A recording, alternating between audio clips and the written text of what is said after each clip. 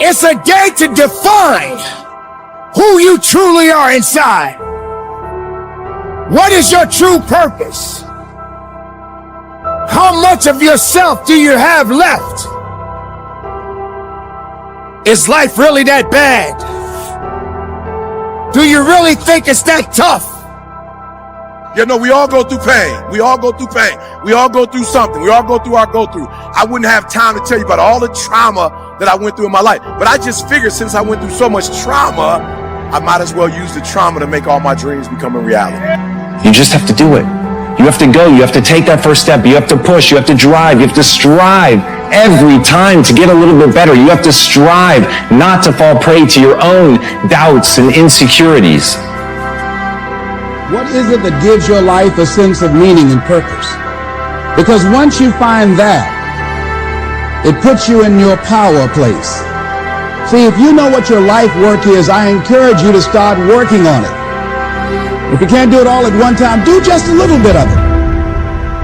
And if you don't know what it is that you showed up to do, if you don't know why you're here, I encourage you to find out what your purpose is here. What is the meaning of your life? What will be different? Have you ever asked yourself that question? I've done that. I remember coming from a friend of mine's funeral and I was reflecting on how much time I had left. And I went for a walk in a park thinking about this guy whose life was so promising. And I mean, he wasn't an old guy. He was quite young, in fact. And I thought about all of the things that he said he was going to do, and he never got a chance to do those things. And I started thinking about my own life and how much time I had left to do the things that I would like to do. And at that time, I wasn't sure what my life purpose was, what my life's work was. I wasn't sure about it at that time. And I thought about it quite a lot. All right, so you wrote it down. Two types of people. So you got my homie that called me the other day. Like, I'm like, this is blowing my mind. I'm like, God, I'm the #1 motivation in the world. Like, I don't know why you calling me and you're not getting personal development from me. Well, listen to what I just said.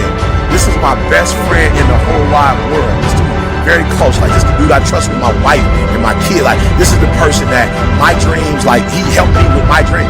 I said, why are we on the phone talking about deficits right now? Why are you doing that? Do you know people who don't know me and I'm not their best friend in the whole wide world have gone through one of my programs and now they killing the game, and you know me and you're not killing the game? Like, why are we on the phone talking about, okay, so we're going to write down, you wrote down your goals and your dreams. I want you to write down on the other side what's keeping you from those, and just be real. I had some idea, but I wasn't convinced, and I don't think I felt worthy. I didn't believe that it could be me to do this kind of work that I'm doing right now. And I say to you that if you begin to take a conscious effort to find out what it is that you're supposed to do, I say that it can literally save your life. I said that it can literally save your life.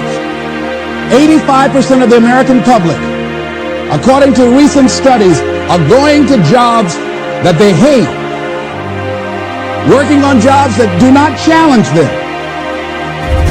Because I'm going to talk about the conversation he and I had. Because what's keeping you from that, we're going to have to talk about that, and we're going to have to deal with that today, and we're going to have to finish that for the rest of our lives. So two types of people, right? So we're on the phone. I'm like, yo, God, do me a favor. Like, can we stop talking about your reality? I'm not interested. I'm like right now in marital bliss, and you trying to bring me back to divorce. Like, you talking about your marriage and where it ain't. I don't want to talk about that right now. I'm in bliss. So don't bring me there. I'm a multimillionaire. You talking about you're not making enough money to take care of you. I don't want to talk about that talk. Can we talk about your dreams and goals and get to them? So we're having a conversation, right? And so I said, look, stop. Just stop, right? Just tell me, what are your dreams and goals? You're like, to be a multimillionaire, to do this with my wife, take care of my kid. I said, okay, let's talk for a minute. Let's talk. Do you know what it takes to be a multimillionaire? He's like, absolutely. And I'm in the industry, as a matter of fact, where in another 3 months, if I do what I'm supposed to do, I can actually make. I said, what? You're in the industry that you can do what? He was like, I'm in the industry where I can make $1 million between now, October, November, December. I said, really? He said, yeah. I said, what industry you in? He said, the solar industry. I said, that's. And as Joe Namath said, if you aren't going all the way, why go at all? But it's doing that in face of the fear. It's doing that in face of the difficulties. It isn't only because someone is great that they say you should either do it all the way to play hard or go home. They're not saying it because the process is in and of itself rewarding. They're saying it because there is something that they're trying to accomplish that demands it, that they're prepared to play on a world stage. And once you know why you're doing what you're doing, once something sits at the core of your being, and despite how difficult, painful, awkward it may be to push forward, you push forward no matter what the odds.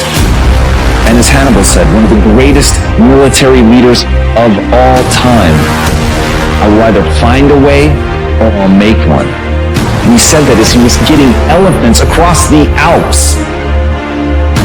Life cannot apologize. Life will continue to go on. You just happen to be a part of it. But you only got so much time. So you can't waste it. You can't concern yourself about things that you have no control over. When it starts to get tough, you must get a little bit tough.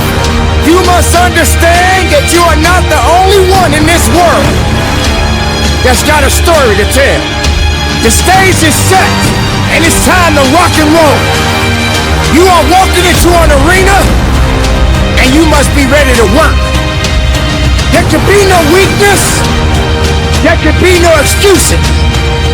Now, when you think of the difficulties that you face in trying to do what you're trying to accomplish, think about that man amassing an army and getting elephants to climb a mountain and saying not, this is impossible, but rather, there's not already a way present, I will make one. And when you can look at that, when you can look at your own inadequacies, when you can accept that you are not yet good enough, but you know that you'll put in the work to get there, you know that you'll learn the things you need to learn, that you will push and you will practice and you will shape yourself into someone capable of doing it. And you have to literally carve your own path out of the stone granite of a mountainside. You will do that because that's what your goals demand.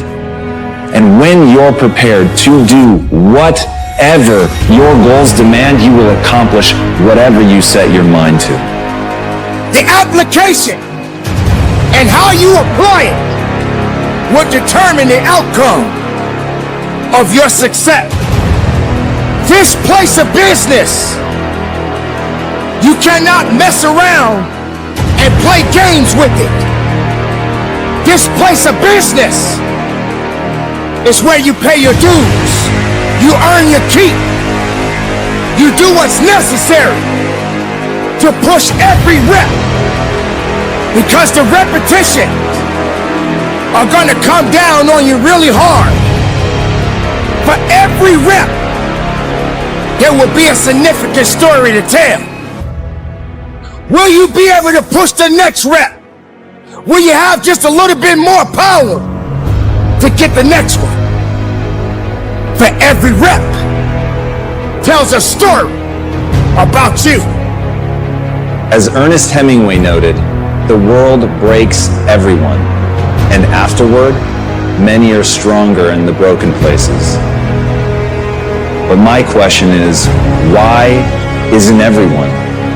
To me, it comes down to the strategies that you use. There really isn't anything objectively good or bad. There isn't anything that happens to you that can't be overcome. There isn't anything that could happen to you. Anything that when you turn inward, you can't find a reason to overcome. You can't find a way to put those pieces back together, and that becomes your job. It becomes literally up to you whether you're going to sit and wallow and woe is me, because what happened, happened, and there's no way to take it back. But how you respond, what you bring to that table, whether you meet fire with fire, whether you meet that adversity with falling apart, becoming weaker in the areas that broke, or you bind them and mend them, and it becomes like a weld that literally makes you stronger.